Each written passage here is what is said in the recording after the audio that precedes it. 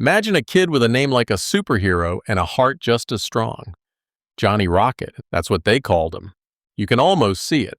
Hoodie sleeves pulled over his hands, sneakers thudding down the driveway, a soccer ball zipping past, then a tennis racket switching in like it's no big deal.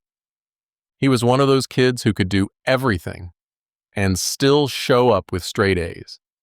He didn't just play sports, he played life like it mattered. Soccer, hockey, tennis, strategy games, high honor roll, and a smile that said, "Don't underestimate me."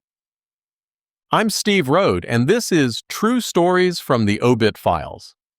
Every Monday, I share one real story from a real obituary about someone whose life you probably never heard about.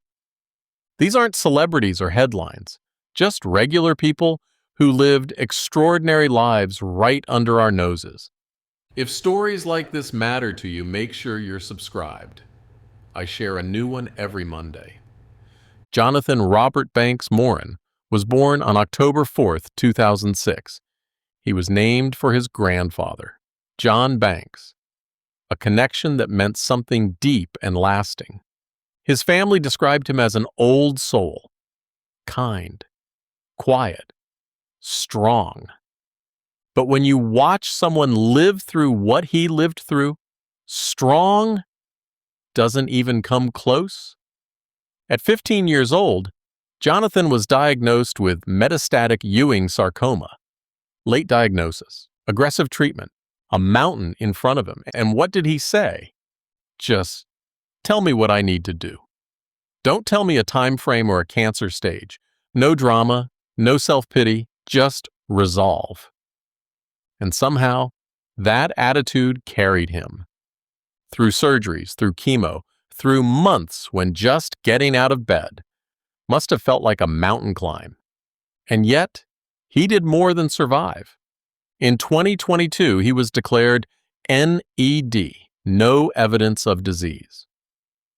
That fall, he doubled up on classes to make up for lost time. He earned National Honor Society. And that winter, he traveled to Hawaii on a Make-A-Wish trip that changed his life. That's when he decided, I want to help kids like me. I want to go into medicine, and I want to be the one who says, if I can do it, then so can you. But cancer is cruel. And just a year later, his senior year brought relapse again. Surgery, radiation. For a brief moment, he was NED again. He graduated with the class of 2024. He smiled for the photos. He hugged his people. But just weeks later, new scans brought more bad news. Lungs, bones, no more treatment options. And still, he lived. He took trips with friends to Canada. He cheered on the Red Sox at spring training. He bought a motorcycle, then upgraded it. He made memories on his terms with the time he had. He never asked, why me? Johnathan was survived by a family that loved him endlessly.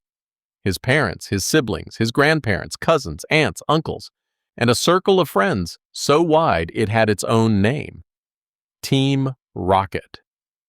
They stood by him through shaved heads, long hospital days, and impossible decisions.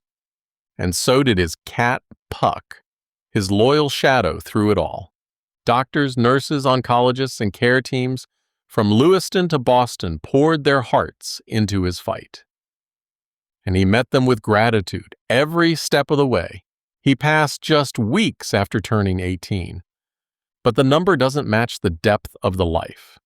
Because how many 18-year-olds do you know who inspire an entire town? Who fight through everything and still dream of healing others? Who make you believe in bravery just by how they show up? Every person carries a story like this inside them. Would you notice? Would you stop to look closer? Not everyone makes the front page, but everyone, and I mean everyone, has a story worth telling. People like you, extraordinary lives, stories worth hearing. Thanks for letting me tell this one.